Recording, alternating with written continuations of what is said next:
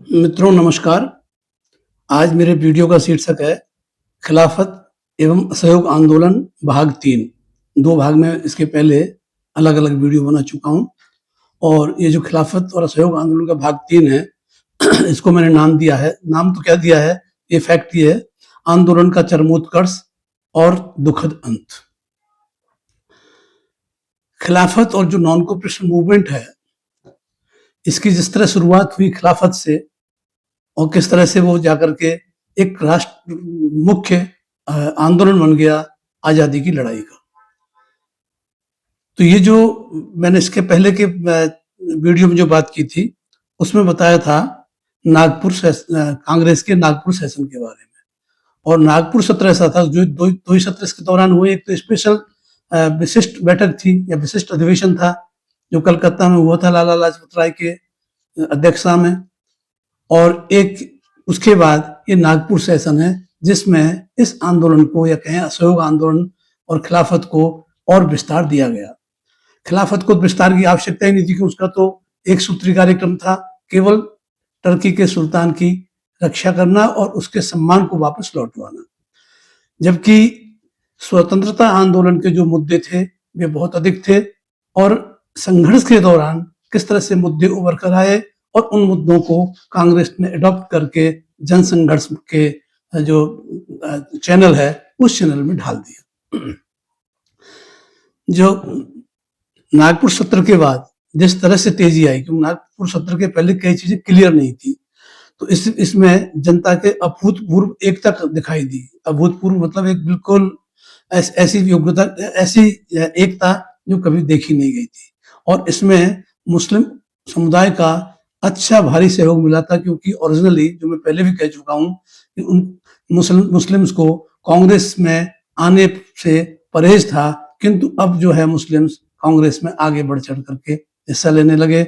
और जो भारतीय जनता की अभूतपूर्व जिस एकता की बात कर रहा हूँ उसमें किसान, मजदूर, मध्यम वर्ग, क्योंकि अभी तक ये देख रहे हैं कि कांग्रेस पर जिसको कहें संभ्रांत वर्ग कहें या एलिट्स कहें, एलिट्स का वर्चस्व था, किंतु वो टूटा और जनता का प्रवेश हुआ।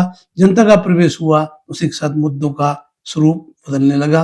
अब मैं जो बात कर रहा हूँ, जो प्रोग्राम चला उसमें सबसे पहले तो था जो प्रोग्राम इन्होंने तय किया था पहले कि भाई ये सरकारी उपाधियों का त्याग करें। तो इसके संबंध में 2-3 मुद्दों पे आपको जानकारी दूंगा। सबसे पहली बात ये हुई कि अनेक सरकारी मानद उपाधियां लौटा दी गई उन लोगों के द्वारा जो इस आंदोलन में शामिल हुए। गांधी जी इसमें विशेष तौर पर जो उल्लेखनीय है वो है गांधी जी को जो कैसर हिंद की उपाधि मिली हुई थी वो उन्होंने त्याग दी। जमनालाल बजाज ने राय बहादुर की पदवी त्याग दी। रविन्द्रनाथ टैगोर ने नाइटहुड की पदवी त्याग दी। ऐसे और अनेक जो है उदाहरण हैं जिसमें देखा गया बड़ा उत्साह था उन लोगों में जिन्हें कभी मानद उपाधियां दी गई थी। वो अपने आप को सम्मानित महसूस करते थे, किंतु जो ब्रिटिश राज का जिस तरह का चरित्र था और जो दमनात्मक चरित्र सामने आया उसके के परिणाम स्वरूप ये लगने लगा कि ऐसी सरकार से जो सरकार इतनी कठोर हो और दमनात्मक हो उसकी उपाधियों का मीनिंग क्या है। तो ये उपाधियां इन्होंने छोड़ी। दूसरा जो नारा था कि भाई राष्ट्रीय शिक्षा के लिए का विकास किया जाए और सरकारी कॉलेज और स्कूलों को धीरे धीरे छोड़ा जाए। तो इसकी परिणति इस रूप में हुई, राष्ट्रीय शिक्षा के लिए एक तो काशी विद्यापीठ सबसे पहले बनारस में स्थापित हुई, उसी समय पटना में बिहार विद्यापीठ, गुजरात विद्यापीठ अहमदाबाद में और तिलक महाराष्ट्र विद्यापीठ पूना में। तो इस तरह से ये विद्यापीठें कायम हुई जो राष्ट्रीय शिक्षा नीति के अंतर्गत स्थापित की गई थी। और एक मुस्लिम संस्था भी इसी समय अस्तित्व में आई थी, उसका नाम है जो अब तो सेंट्रल यूनिवर्सिटी है, वो उस समय उसका नाम था जामिया मिलिया इस्लामिया, जो अलीगढ़ में स्थापित की गई थी। और इस आंदोलन की समाप्ति के भी बहुत बाद 1925 में जामिया मिलिया इस्लामिया को अलीगढ़ से दिल्ली स्थानांतरित कर दिया गया। ये जो जामिया मिलिया इस्लामिया है ये अलीगढ़ में कायम हुई। तो ये प्रमुख शिक्षण संस्थाएं एक बार फिर रिपीट कर दूं, काशी विद्यापीठ बनारस, बिहार विद्यापीठ पटना, गुजरात विद्यापीठ अहमदाबाद, तिलक महाराष्ट्र विद्यापीठ पूना और जामिया मिलिया इस्लामिया। इसी समय कलकत्ता में नेशनल कॉलेज की स्थापना की गई और नेशनल कॉलेज पूर्णतः राष्ट्रीय था, जिसमें किसी तरह की ग्रांट सरकार से नहीं ली गई। तो इसमें जो है सुभाष चंद्र बोस जो इंग्लैंड में अपना सिविल सर्वेंट की आईसीएस की ट्रेनिंग कर रहे थे, ट्रेनिंग पूरी होते ही उन्होंने अपने पद से त्याग पत्र दे करके असहयोग, वो खुद अपनी जीवनी में भी लिखते हैं और उनके अनेक ऐसे साक्ष्य मिलते हैं कि उन्होंने इतने प्रभावित हुए वो असहयोग आंदोलन से जो ही वो आए इंडिया, वो गांधी जी से मिले और गांधी जी से मिल करके वो असहयोग आंदोलन में कूद पड़े। और उन्होंने सबसे बड़ी बात ये की, जो कलकत्ता में नेशनल कॉलेज स्थापित हुआ, उस नेशनल कॉलेज की प्राचार्यशिप या प्रिंसिपलशिप जिसे हम कहें, वो प्रिंसिपलशिप का दायित्व सुभाष चंद्र बोस ने संभाला। तो इस तरह से शिक्षा के क्षेत्र में भी एक बगावत की स्थिति सी दिखाई देने लगी।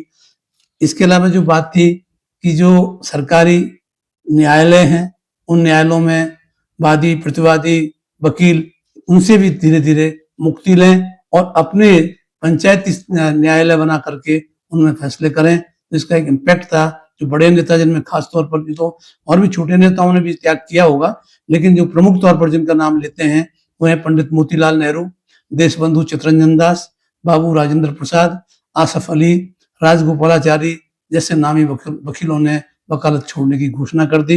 इन्हीं से प्रभावित होकर के जवाहरलाल नेहरू इलाहाबाद उच्च न्यायालय को अलविदा कहकर असहयोग आंदोलन में कूद पड़े। तो नेहरू जी का जो प्रवेश होता है स्वतंत्रता आंदोलन में, वो जो है असहयोग आंदोलन के दौरान ही होता है और असहयोग आंदोलन के दौरान ही उन्होंने इलाहाबाद हाई कोर्ट को बाय कर दिया। तो आंदोलन इतना तीव्र हो गया कि उसके उभार से गांधी जी स्वयं भी बहुत प्रभावित हुए और उन्होंने तो यहाँ तक भविष्यवाणी कर दी, घोषणा कर दी कि यदि इस तरह से आंदोलन चलता रहा तो 31 दिसंबर 19 तक स्वराज आ जाएगा। किंतु 1921 तक हम वैसे देखें, अगर प्रोग्रेस देखें तो 19 के अंत तक आंदोलन अपने चरमोत्कर्ष पर पहुंच गया था और ब्रिटिश सरकार के विरुद्ध खुली बगावत की स्थिति पैदा हो गई थी। क्योंकि जिस तरह से असहयोग शुरू हुआ सरकार के साथ भारतीय जनता का, उससे उनको समझ में आने लगा कि ये जो है अधिक समय तक ब्रिटिश नियंत्रण नहीं रह सकेंगे। तो ब्रिटिश सरकार के विरुद्ध जो खुली बगावत की का स्वरूप पैदा हो गया। आंदोलन के जो स्वयंसेवक थे और नेता थे, उनकी गिरफ्तारियां 1921 के में आते आते और तीव्र हो गई। गांधी जी को छोड़कर बड़े नेताओं में खासतौर पर मौलाना मोहम्मद अली, मौलाना शौकत अली, मोतीलाल नेहरू, जवाहरलाल नेहरू, चित्तरंजन दास एवं उनकी पत्नी वासंती देवी, लाला लाजपत राय एवं डॉक्टर सैफुद्दीन किचलू, ये सब गिरफ्तार कर लिए गए। तो अब यह है कि नेतृत्व के अभाव में भी जनता का जो मोरल है वो बहुत हाई रहा और उससे कोई उनके आंदोलन और जो उनके एफर्ट्स थे, उन एफर्ट्स में कहीं कोई गिरावट जैसी स्थिति नहीं थी। तो आंदोलन को दबाने के लिए एक और चाल चली इंग्लैंड की सरकार ने। वैसे आप मेरे जो वीडियोस में आप देखेंगे, असहयोग आंदोलन के दौरान जो युवराज, इंग्लैंड का जो युवराज प्रिंस था, जिसे आगे यहाँ का राजा बनना था, प्रिंस ऑफ वेल्स, उस प्रिंस ऑफ वेल्स की यात्रा को लेकर के मैंने एक वीडियो पहले से बनाया हुआ है, शायद आपने देखा हो। उसका टाइटल है असहयोग आंदोलन और इंग्लैंड के युवराज प्रिंस ऑफ वेल्स की भारत यात्रा। तो जो भारत यात्रा असहयोग आंदोलन के दौरान करवाई, उस समय अंग्रेजी सरकार की एक गलत समझ थी। उन्होंने सोचा कि जो हिंदुस्तान के लोग हैं वो स्वभाव से राजभक्त हैं, क्योंकि वो यहाँ देखते थे यहाँ के जो स्वदेशी राजा हैं छोटे छोटे, उनमें कितनी भक्ति लोगों की उनमें है। तो राजा, हम तो राजाओं के राजा हैं। निश्चित तौर पर भारतीयों का जो स्वभाव है राजभक्ति का, वो राजभक्ति जो है रहेगी और भारतवासी युवराज के अगर दर्शन कर लेंगे, उसको देखेंगे, तो क्रांति और आंदोलन का रास्ता छोड़ देंगे। ये इस भ्रम में उन्होंने युवराज की यात्रा करवाई और युवराज जो है 17 नवंबर 1921 को मुंबई पहुंचा, जहां उसका स्वागत हड़ताल और विरोध जुलूसों के साथ हुआ। 17 से 21 नवंबर, मतलब 5 दिन तक मुंबई के बाजार और कारखाने बंद रहे। स्थिति यहाँ तक हो गई कि लॉ एंड ऑर्डर की सिचुएशन संभालने के लिए या उन राजकुमार के स्वागत के लिए जो भीड़ मुंबई में इकट्ठी की गई थी, उसको चाय पानी भोजन आदि कुछ नहीं मिल सकता था। तो आप देखिए ऐसी हड़ताल 5 दिन की मजदूरों की, जबकि मजदूरों को तो असहयोग आंदोलन से बाहर रखा गया था, असहयोग आंदोलन में इनको शामिल नहीं किया गया था। किसानों को किया गया था, बाकी मध्यम वर्ग और अन्य सभी को किया। उनको पूरी तरह से कहा कि भाई श्रमिकों को इस संघर्ष में शामिल नहीं करेंगे। ये अलग अनेक कारण थे, उस पर मैं कई बार बोल भी चुका हूँ, फिर कभी उस पर और बात होगी।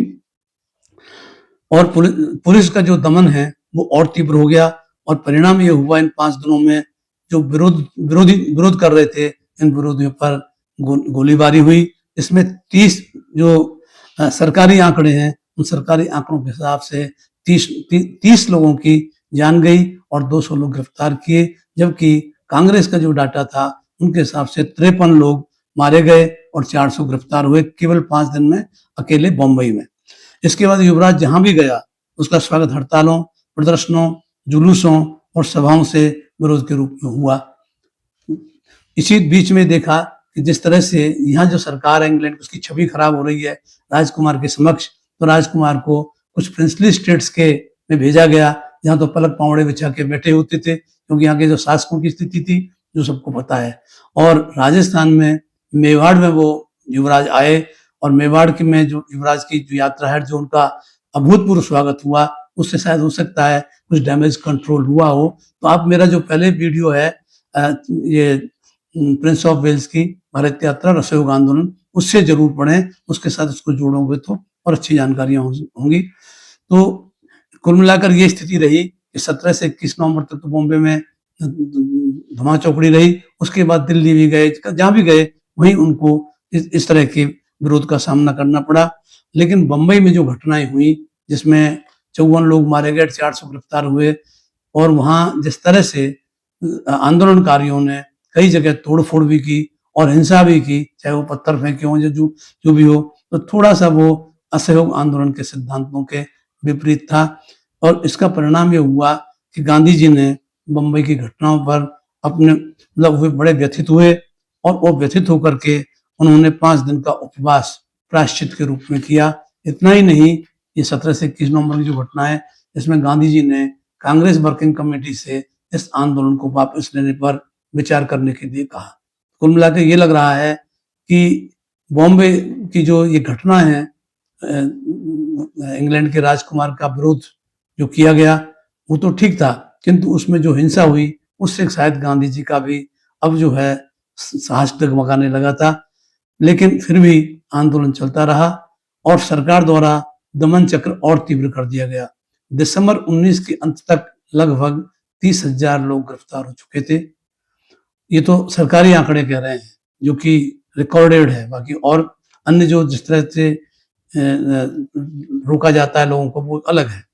तो स्थिति ये हो गई कि आंदोलन तीव्र हो रहा है तो दमन भी तीव्र हो रहा है। उधर गांधी जी थोड़े से विचलित हैं, किंतु 1 फरवरी 1922 को गांधी जी ने वाइसराय लॉर्ड रीडिंग को एक पत्र लिखा और उस पत्र के थ्रू एक अल्टीमेटम दिया गया कि यदि सरकार 1 सप्ताह के अंदर दमन बंद नहीं करती है और गिरफ्तार आंदोलनकारी सत्याग्रहियों को मुक्त नहीं करती है, तो कांग्रेस बारडोली से सामूहिक सविनय अवज्ञा आंदोलन आरंभ कर देगी। एक धमकी थी कि जिसमें टोटल नॉन कोऑपरेशन और टोटल नॉन कोऑपरेशन के साथ साथ करबंदी और जो दूसरे तरीके थे वो भी अपनाने होंगे। किंतु इस जो ये अल्टीमेटम दिया, इसकी नौबत ही नहीं आई और दुर्भाग्यवश 5 फरवरी 1922 को संयुक्त प्रांत, जिसे हम उत्तर प्रदेश कहते हैं आजकल, तो जो यूनाइटेड प्रोविंसेस संयुक्त प्रांत जो है, वहाँ के गोरखपुर जिले के चौरी चौरा कस्बे में या गांव जो भी था, वहाँ की एक घटना ने इस आंदोलन का बिल्कुल पासा ही पलट दिया। और वहाँ ये हुआ कि 2000 लोग स्वयंसेवकों, जिसमें किसान और दूसरे राजनीतिक कार्यकर्ता शामिल थे, वो एक जुलूस निकाल रहे थे। उस जुलूस पर पुलिस ने उस जुलूस को रोकने के लिए गोलियां बरसाई और उस गोलियां बरसाने से किसान भागे नहीं, बल्कि वे वापस उलटकर पुलिस को मारने लगे। पुलिस जो है वे थाने में बंद हो गए और थाने में बंद होने पर थाने में ही आग लगा दी गई, जिसमें सभी पुलिस वाले मारे गए। तो ये इस तरह का स्थिति थी। इसके लिए जिम्मेदार तो निश्चित तौर पर अंग्रेजी सरकार ही थी, क्योंकि वो किसी भी स्तर पर किस तरह की लिबरल तो उनका कोई एटीट्यूड था ही नहीं। तो ऐसी स्थिति में ये जो घटना घटी बहुत ही दुर्भाग्यपूर्ण थी। और गांधी जी जो अपने साधनों की पवित्रता पर बहुत ध्यान देते थे कि साधन अगर पवित्र है तो साध्य भी हमारा पवित्र होगा। तो हमें जो अपनी मंजिल तक पहुंचना है, पवित्र साधनों से करना है। तो 5 फरवरी 1922 को घटना हुई है और 12 फरवरी 1922 को बारदौली में कांग्रेस वर्किंग कमेटी की बैठक में असहयोग आंदोलन को वापस ले लिया गया।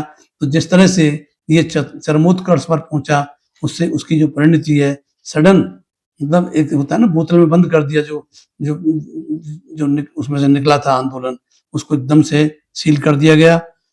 10 मार्च 1922 को गांधी जी को राजद्रोह का दंड में आजीवन कारावास की सजा हुई और आजीवन कारावास में उन्हें पूना की यरवदा जेल में भेज दिया गया, जहां 6 साल की ये का कारावास था। किंतु स्वास्थ्य कारणों से 5 फरवरी 1924, लगभग 2 साल तो वो जेल में रहे ही, 5 फरवरी 1924 को रिहा कर दिया।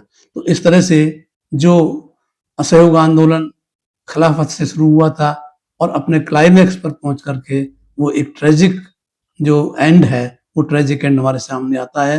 बहुत ही दुखद अंत हुआ और इस दुखद अंत से, लेकिन इसमें से भी कुछ सकारात्मक तत्व निकले जो आगे की लड़ाई का आधार बने और इससे भी तीखी लड़ाई आगे जाकर के सविनय अवज्ञा आंदोलन के रूप में आती है, जिस पे हम आगे बात करेंगे। किंतु अभी असहयोग आंदोलन पे, क्योंकि बहुत बड़ा इसका पटल बहुत बड़ा है असहयोग आंदोलन का, तो असहयोग आंदोलन पे अभी एक वीडियो इसके बाद और बनाऊंगा, जिसमें असहयोग आंदोलन का मूल्यांकन हम करेंगे और उस मूल्यांकन में हम देखेंगे क्या क्या इससे नुकसान हुए स्वतंत्रता आंदोलन को और किस तरह से इसने आगे के आजादी की जो लड़ाई है उसकी घटनाक्रमों को प्रभावित किया। नमस्कार, धन्यवाद।